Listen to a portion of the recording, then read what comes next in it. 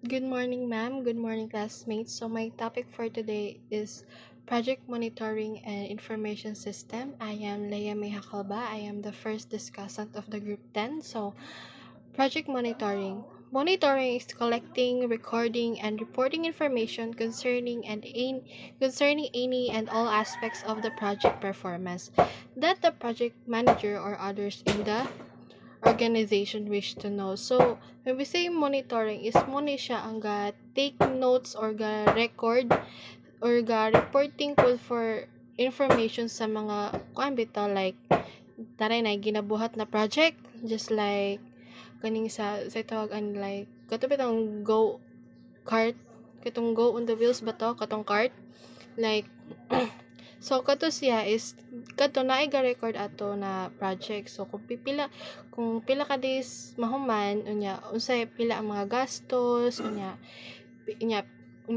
unsa pa yung mga materials na kinahanglanon mo na siya ang project monitoring. Ga monitor ka sa isa ka project para kuan bitaw like para naa may record. So next is planning, monitoring, controlling cycle. Inadequate planning often leads to project delays, cost overruns, and lost opportunities.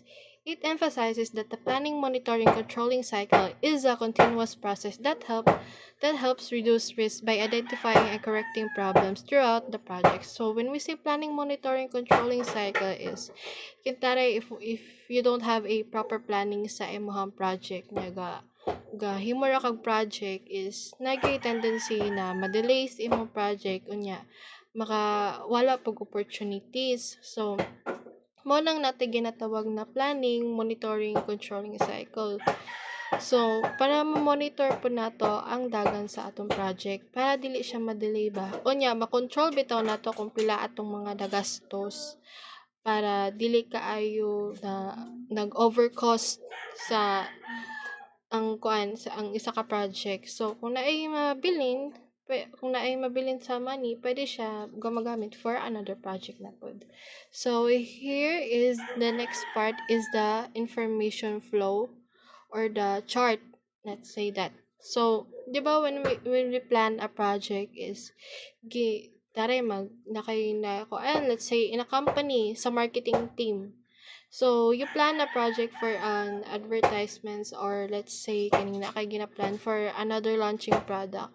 So, magkuan ana is gina-review pa na siya sa isa ka project manager. Like, after sa kuan, gina-review ang project manager is gakuan na din na siya like na ba mga revisions gina-review then after that is pagkahuman din ana ma-approve na siya ihatag na po din na sa taas for the approval. Then after the approval mo na din itong mag-distribute of copies para ma-start na ang project niya. Dito na din ito mo kuan mo sa tawag ani mo sulod dayon ang pagplano sa mga materials, sa mga cost na pila ang magasto, then dito na dayon ang pag-monitor kung unsa na ba ang kuan, ang project, mo na siya.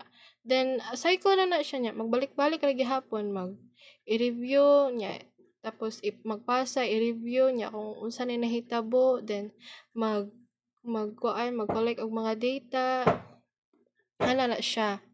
So, designing the monitoring system. An effective monitoring system should focus on meaningful output measures tied to project goals, not just easily collected or input-based data. It must gather relevant data, actionable information, and adopt standards as needed. So, when we say designing monitoring system is kaning mo ni siya is kana bitang gather og mga relevant data dili lang kay basta kay kanang dili lang ka basta-basta nagkuan dira ba what if ga butang-butang ra ka dira pero dili day siya makuan sa project. So need nimo og actionable information niya kana bitang mga standards na ma-adapt para mas mo nindot pa ang isa ka project. So I will be end with the quote is being a project manager is like being an artist. You have the different colored process, three streams combining into a work of art. So being a project manager is daghan na siya for me is more like an yeah, murag artist po siya kay 'di ba pag when you draw something is daghan siya pasikot-sikot niya.